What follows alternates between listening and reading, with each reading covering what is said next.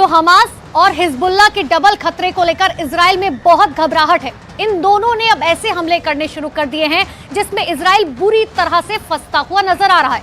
लेकिन नेतन्याहू के सलाहकार इसे इजराइल के लिए मौत का फंदा बता रहे हैं।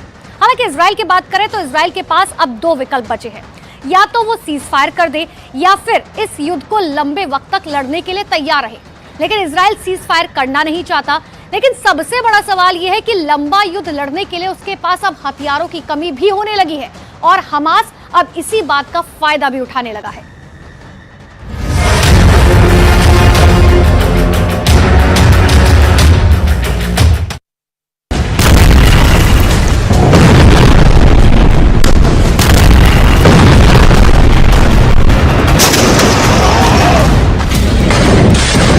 वीडियो के एक एक फ्रेम को बहुत गौर से देखिए।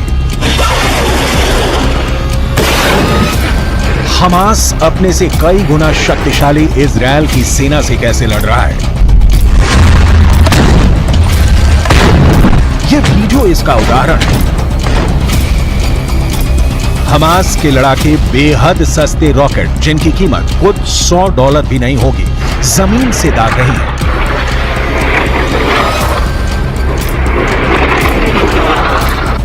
इतना सस्ता और जुगाड़ का रॉकेट हमास ने तैयार किया है कि इजरायल भौचक्का है। इन सस्ते से रॉकेट के लिए इजरायल को अपने लाखों डॉलर की मिसाइलें खर्च करनी पड़ रही है, क्योंकि गाजा की ओर से आया एक तिनका भी इजरायली डिफेंस के टारगेट पर है और वो इजरायल की सीमा में दाखिल हो उससे पहले नस्तो नाबूद किया जाना जरूरी है।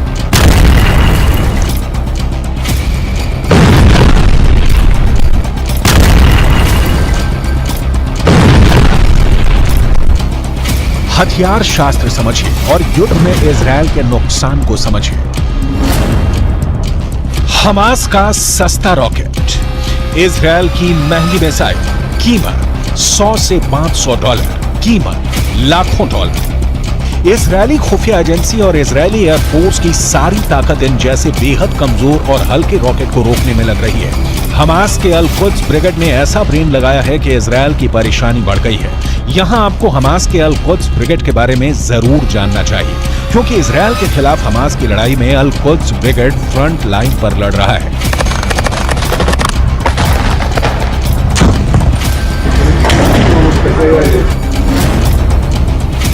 अल कुद्स ब्रिगेड गाजा में हमास के बाद नंबर 2 संगठन है। 1981 से यह संगठन फिलिस्तीन में इस्लामिक राज स्थापित करने के लिए इजरायल के साथ हिंसक जंग लड़ रहा है। अल कुद्स के टॉप लीडर का नाम है जियाद अल नाखल्ला। ये खुद सीरिया की राजधानी दमिश्क में रहते हैं, लेकिन वहीं से अपने लड़ाकों को ऑर्डर देते रहते हैं। हमास कैसे इजरायल की वॉर स्ट्रेटेजी का तोड़ निकाल रहा है, इसकी कुछ और डिटेल आपको आगे दिखाएंगे, क्योंकि युद्ध में जीत की गारंटी आर्थिक नुकसान की तुलना में हमेशा बड़ी होनी चाहिए। लेकिन इजरायल के साथ ऐसा नहीं हो रहा।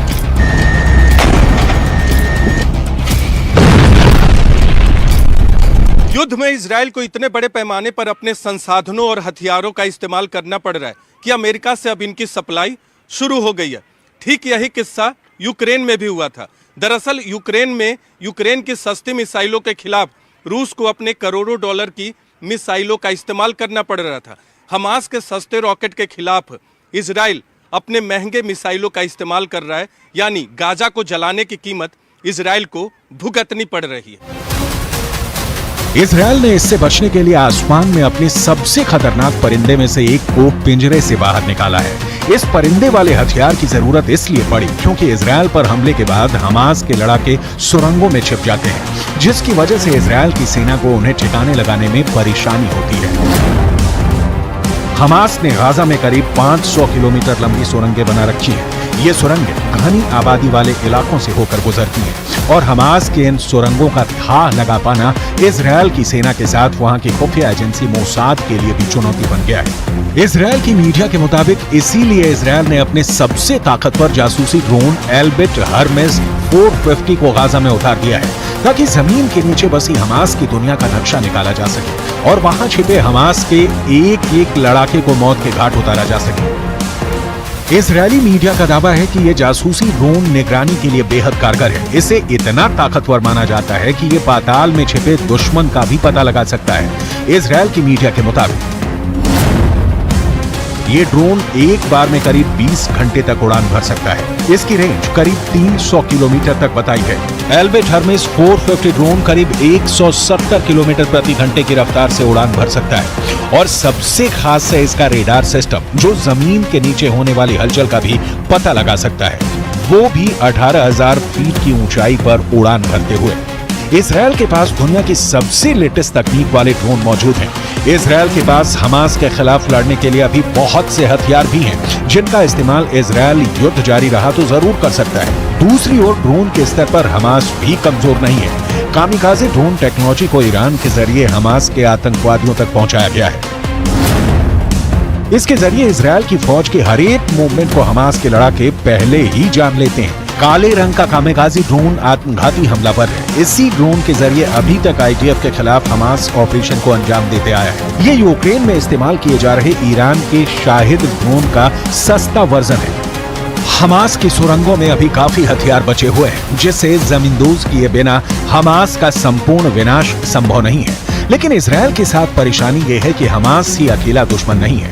लेबनान के हिजबुल्लाह भी हैं, यमन के हूथी विद्रोही भी हैं, जिनकी ओर से हमास के समर्थन में इजरायल पर मिसाइलों और रॉकेट से हमले हो रहे हैं। हालात इतने बदतर हैं जैसे कभी भी किसी भी वक्त तीसरा विश्व युद्ध भड़क उठे।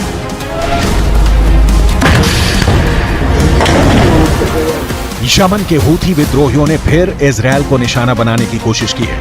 इस वक्त लेबनान के हिजबुल्लाह से भी ज्यादा हमले इजरायल पर हूथी कर रहे हैं। इन हूथी विद्रोहियों का आका है ईरान। हूथी विद्रोहियों की मिसाइल लाल सागर से होती हुई दक्षिणी इजरायल के एलट शहर में गिरने वाली थी, लेकिन इजरायल ने लाल सागर से आती हुई उन बैलिस्टिक मिसाइलों को मार गिराने का दावा किया, क्योंकि दक्षिणी इजरायल के एलट शहर में उसका एरो 3 मिसाइल डिफेंस सिस्टम तैनात है, जिसने हूथी विद्रोहियों की मिसाइलों को पहचान कर मार गिराया। הלחימה נמשכת, אין הפסקת אש, אנחנו חוזרים על זה, אין הפסקת אש, אנחנו ממשיכים להילחם. हूथी विद्रोहियों को रोकने के लिए अमेरिका ने लाल सागर में अपना एयरक्राफ्ट कैरियर आइजनहावर उतारा है, तो वहीं हिजबुल्लाह के खिलाफ भूमध्य सागर में जेराल्ड फोर्ड पहरा दे रहा है। इजराइल के पास खुद दुनिया का टॉप एयरक्राफ्ट सिस्टम मौजूद है। इजराइल इस वक्त गाजा में अपनी पूरी ताकत से जुटा हुआ है हमास के अंतिम लड़ाके की मौत तक। यमन से आती मिसाइल को इजरायल के एरो 3 मिसाइल डिफेंस सिस्टम ने नष्ट कर दिया। इजरायल का एरो 3 मिसाइल डिफेंस सिस्टम सटीक हमले करने में माहिर है और मिसाइल को ट्रैक करके उसे हवा में तबाह करने का दम रखता है। इजरायल ने जब एरो 3 मिसाइल डिफेंस सिस्टम का टेस्ट किया था तो ये 100% सफल रहा था। हमास किसी भी स्तर पर इजरायल के सामने नहीं टिक सकता। लेकिन सवाल है कि इस युद्ध का अंत क्या है? क्या किसी साजिश के तहत पश्चिमी एशिया को जलाने की कोशिश की जा रही है? क्योंकि इस वक्त जो साफ दिख रहा है वो ये कि गाजा की आग में आम फिलिस्तीनी मर रहे हैं, लेकिन उस आग में कई दूसरे देश हाथ सेक रहे हैं। दरअसल रूस, ईरान और चीन ये तीनों नहीं चाहते कि माहौल शांत हो, क्योंकि इन तीनों देशों को पता है कि पश्चिम एशिया उनके दुश्मन अमेरिका की कमजोर कड़ी है और इजरायल की वजह से अमेरिका दुनिया में अलग थलग पड़ता जा रहा है, क्योंकि गाजा में जो कुछ हो रहा है उसके लिए अमेरिका को भी जिम्मेदार ठहराया जा रहा है। ये तीनों देश इसका फायदा उठाना चाहते हैं और इसीलिए पश्चिम एशिया के मुस्लिम देशों को अमेरिका के खिलाफ इन लोगों ने खड़ा करना शुरू कर दिया। पश्चिम एशिया के मुस्लिम देशों की संख्या अच्छी खासी है। अगर रूस, ईरान और चीन को Iran, Jordan, Kuwait, Lebanon, Oman, फिलिस्तीन, कतर, सऊदी अरब, सीरिया, तुर्की, संयुक्त अरब अमीरात और यमन जैसे देशों का साथ मिल गया तो फिर पूरी बाजी ही पलट सकती है। इन सारे देशों के बीच इजरायल अमेरिका के खिलाफ एक होने की ताकत उस लेवल पर कभी नहीं रही, जैसा कि दावा किया जाता रहा है। संयुक्त अरब अमीरात और ईरान के बीच भी सुलगते मुद्दे हैं। 22 देशों का अरब संगठन शब्दों का खेल खेल रहा है। फिलिस्तीन में मानवीय मदद के नाम पर कुछ ट्रकों को भेजे जाने के अलावा इन देशों ने कोई कदम नहीं उठाया। ईरान के राष्ट्रपति इब्राहिम रईसी अपने शब्दों से ही परमाणु युद्ध छेड़ते रहे हैं। जमीन पर उनका एक भी शब्द सही नहीं उतरा है। युद्ध में कमजोर का मारा जाना तय है और हमास इजरायल से बहुत बहुत बहुत कमजोर है। लिहाजा गाजा जल रहा है। धू कब तक जलेगा कोई नहीं जानता।